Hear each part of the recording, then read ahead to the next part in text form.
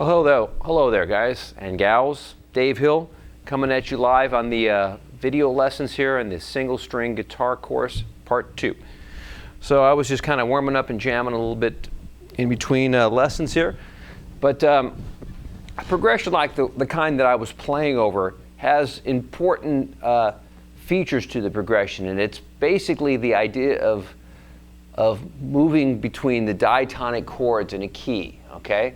So the diatonic chords in a key mean that it moves from, let's say, the various positions of the diatonic scale in a melodic way that grabs the ear and makes you want to play certain kinds of notes on certain kinds of chords, because the difference between that chord and this chord in terms of the scale degrees are pretty important. And even though it's all within the same key, you kind of want to be able to gravitate and move to the right notes off each chord. So the key to being able to do that is understanding how to play through the arpeggios and knowing how to create melodies within the arpeggios. Okay, now we've talked about arpeggios before, perhaps in other lessons, but what I like to do sometimes is make up exercises and little etudes to practice connecting the arpeggios so that you can get better at actually doing it yourself when you improvise. So that's what we'll talk about in this lesson. Okay, so let's go ahead and look at our board over here if we could, and make sure that we can see the shapes that I'm going to be having you play for this exercise. Okay, now you might see that there's shapes that we've used before and then even some variations of some shapes. Okay, so one of the first shapes that you can see on the board there is the major triad shape. Okay, now if I were going to play a major triad in terms of my chord playing, it would look like this. And it looks a lot like that first shape right there, but notice that there's a third on the bottom E string here, and that facilitates or helps you connect it more fluidly than trying to put the third, let's say, right here. So we put the third on the same string as the root, and then the whole thing becomes kind of a nice sweepable shape. In other words, you can play it as one stroke if you start with an upstroke, and then you can play all this as a downstroke. Okay, so that might be something that you would want to play in that way. You don't always have to do that, but that's just, it makes your fingers kind of spread out and stay out of the way of doing something like that. So this is what I'm using here.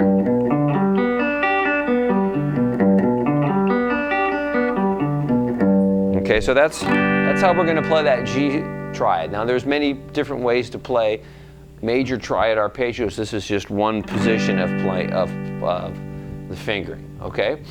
You'll see now on the next shape, I've got a minor triad shape. In this case, it's within the key, so it's pretty closely related to where we're at, but it's in this form right here, and it's pretty much like the chord would be played in a way.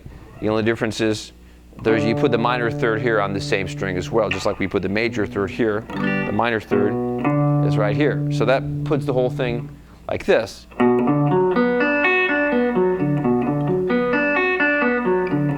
You can even grab this note below if you'd like.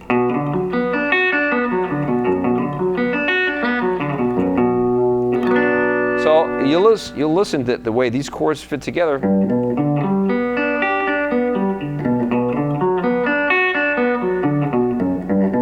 Are very natural. It's because they're diatonically related. Not only are they in the same key, but they're in the same family of chords. In other words, this one chord is called the tonic chord, and this is within the tonic chord. This is the 3 chord of the key, and it's within the family of the tonic chord. So they share a lot of the same notes. Okay, now you'll see on the other shape, I've got another minor triad form. In this case, in E minor, it's going to spread us out a little differently. We're going to not have the minor third in the same string. We're going to skip to the minor third right here. But it does give us a facility of playing all across in one direction.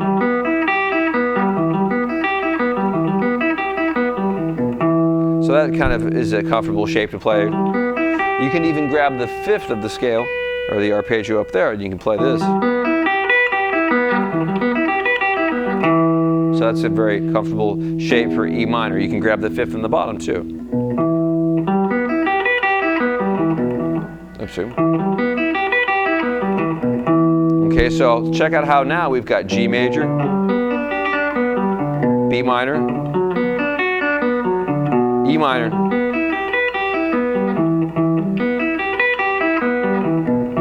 they all kind of fit together pretty much in this rather large spread, but it's all pretty much within one big position. Okay? Then we can see on the next form of a major triad, we're now going to play a root from the 5th string. Okay? And once again, we're using the 3rd on the same string as the root. So now we have this shape. Now the tricky thing about this is you've got a bar in the middle of your neck there. So you might want to just practice making sure that you roll across the notes. And you don't necessarily get this ringy kind of sound there. You want to kind of have a detached, kind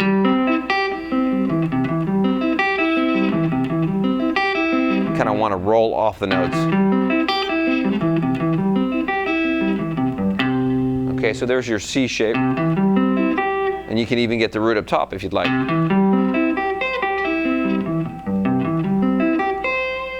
And of course, in the progression I'm playing, you can also go up to D here.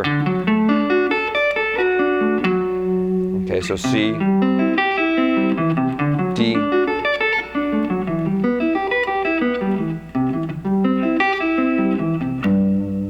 okay, so we're going to put all these together in a nice progression to make it sound very musical and give you something that's fun to play to and also sounds good after you've worked it out. Okay, so I'm going to move these. I'm going to move the arpeggio shape down here for a second, and I'm going to show you the progression that we're actually going to play.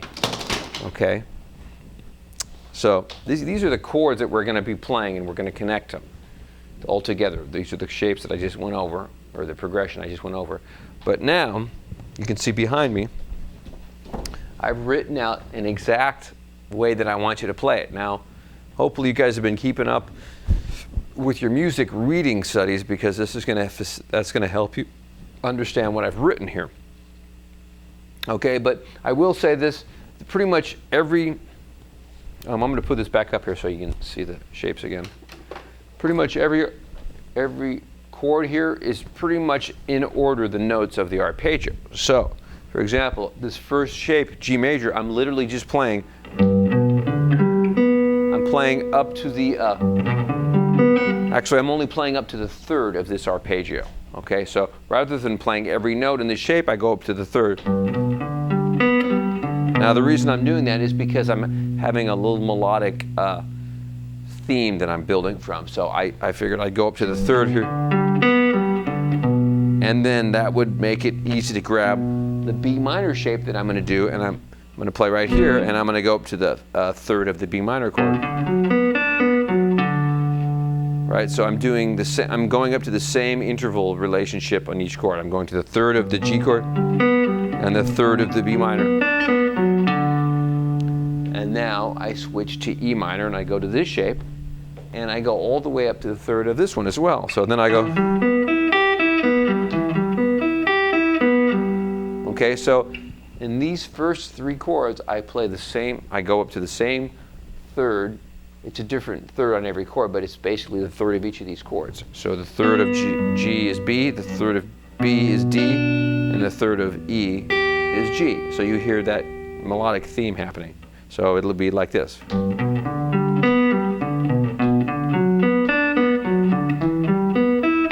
I repeat this.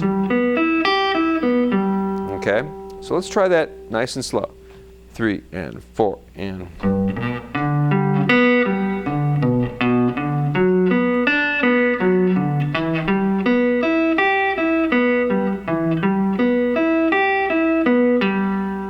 Okay, and that takes us to the end of that line right there. And all I've done right here is pretty much use this shape to this shape to this shape. Okay, now we'll go to the C chord on the next bar. And once again, up to the 3rd. So it's like going bong, gong, gong, gong, gong, right there. Right, and that's very comfortable.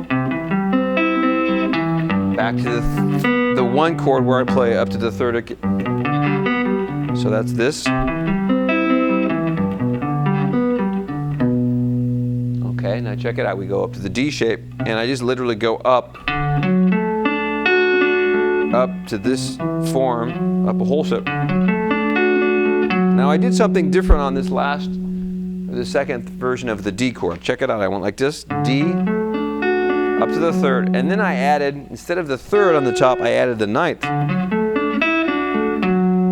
thought that was kind of a nice variation. So,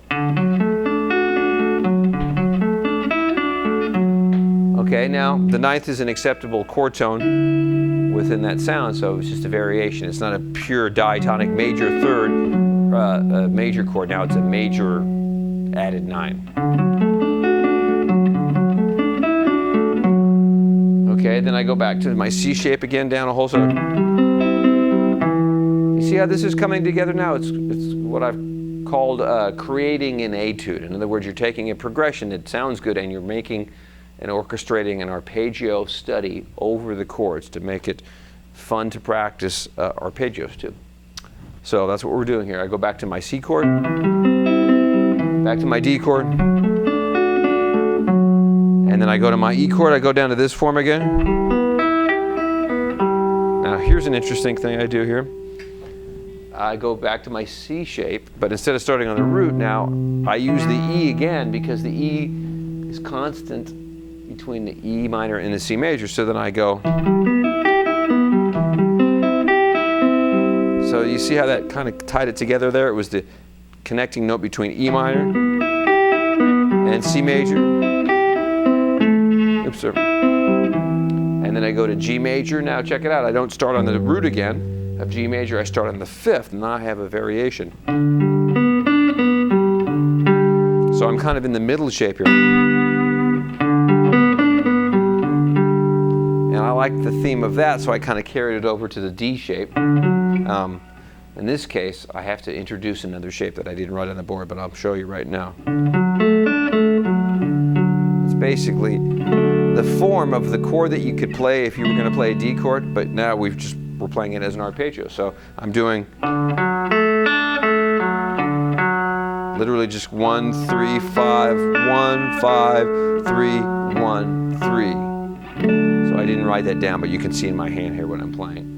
So now getting it back to the G. And then I go back to the G form. And I go all the way up to the 3rd up the top. Okay, so. And then instead of coming straight down like that, I go.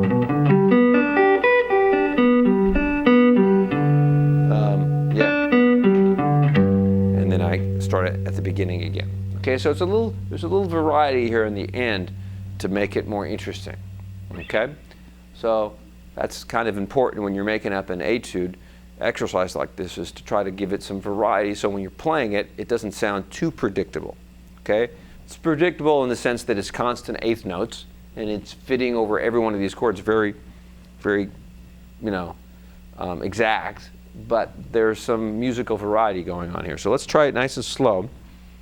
And let's see if you can follow along with me, okay? Here we go. 1 and 2 and 3 and 4 and G.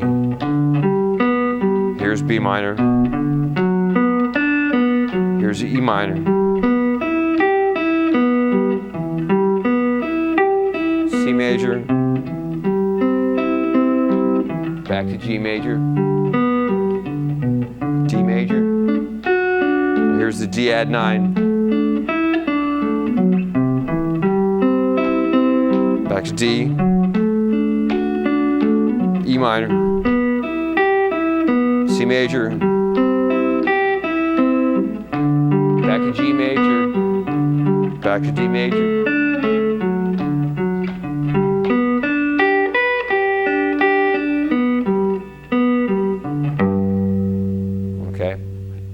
Did a little different there at the end, but pretty much the same way I explained it to you. Okay, so that was in tempo, and it's probably for a lot of people it's a lot to learn right there. So you might want to take it just maybe 4 measures at a time. You could just simply practice the first 4 measures and get that down before you put it together. So that might just be this.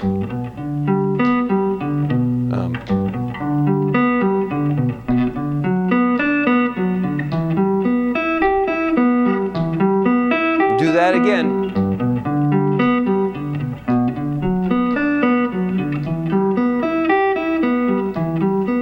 Just try to make it even and clean.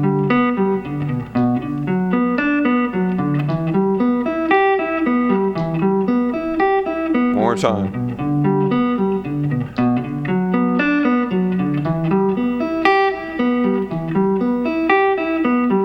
Okay, let's say you've got that down. Now you move to the next 4 measures. You've got the C chord, back to G, back to D, D add 9, D, D add 9, C major, I'm sorry,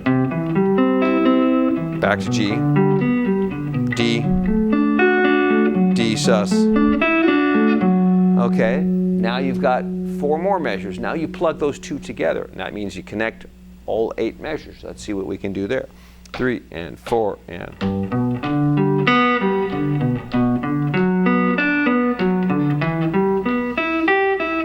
Now it feels pretty comfortable.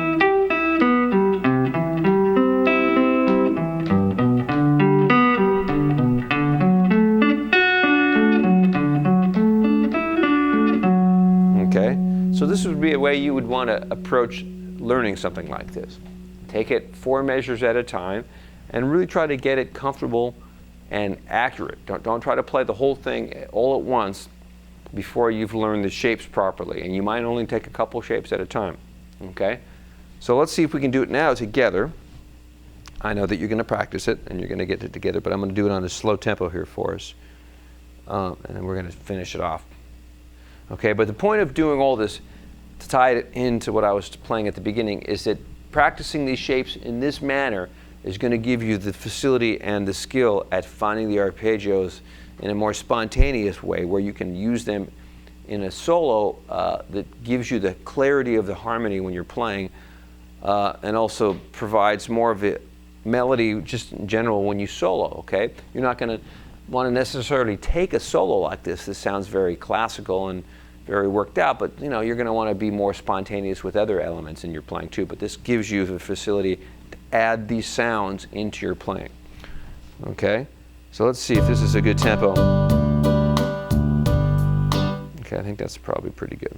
There's 1 bar up front just to count in. Okay, here we go. 2, 3, 4. See if you can hang in there.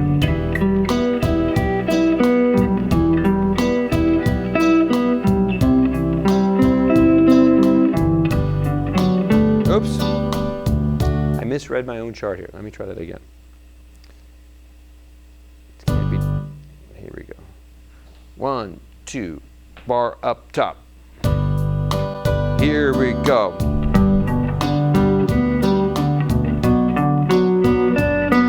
E minor, C major, back to G major, D major, now the D add 9, C major, D major, E minor,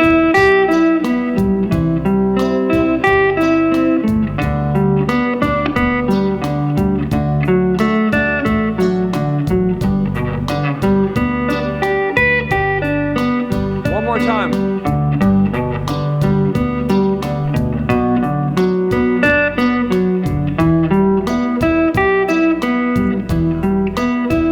Take some practice, it's okay.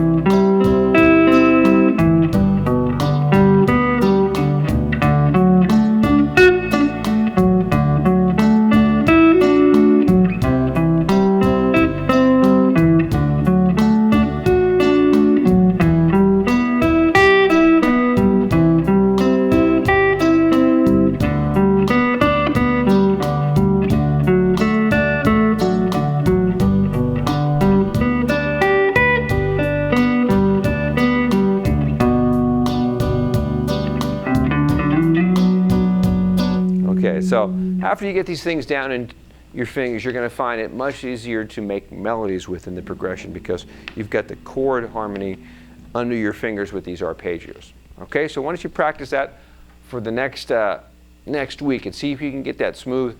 And you know what you can do? You can even make up your own version of the etude by making your own combinations and interval combinations of these arpeggios to make up your own exercise, okay?